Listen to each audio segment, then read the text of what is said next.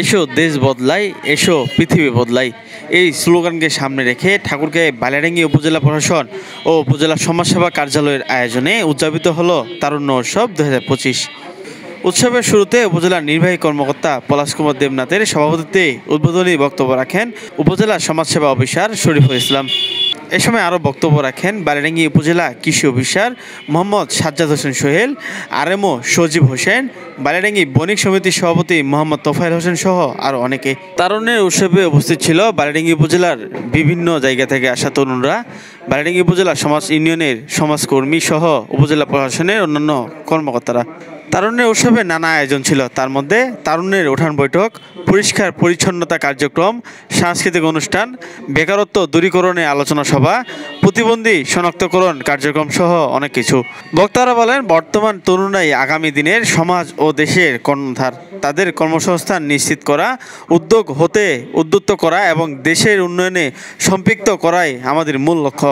অনুষ্ঠানে অংশগ্রহণকারী তরুণরা জানান, তারা সমাজ পরিবর্তনে ভূমিকা রাখতে চান এবং নিজেদের উদ্যোগ ও উদ্ভাবনী চিন্তাধারাকে কাজে লাগিয়ে বেকারত্ব দূর করতে চাই।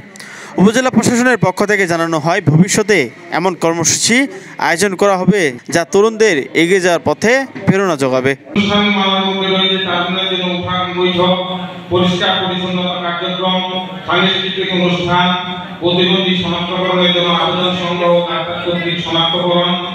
আলোচনা সভা, জুলাই 24 বিপ্লব উদ্ভাবন উদ্যোক্তা হওয়ার মাধ্যমে বেকারত্ব দূরীকরণ বিষয়ে আলোচনা, স্বাধীনতা সংগ্রাম, ভাষা আন্দোলন অথবা যে কোনো পরিবর্তনেই তারুণ্যই ছিল মূল চালিকা শক্তি। বাংলাদেশ ছোট্ট একটা দেশ, 1,47,570 বর্গ কিলোমিটারের ছোট্ট একটা দেশ, কিন্তু বাংলাদেশের জনসংখ্যা প্রায় 17 থেকে 18 কোটি। এই ছোট একটা দেশে আমরা 18 কোটি মানুষ বসবাস করছি, মিলেমিশে বসবাস করছি।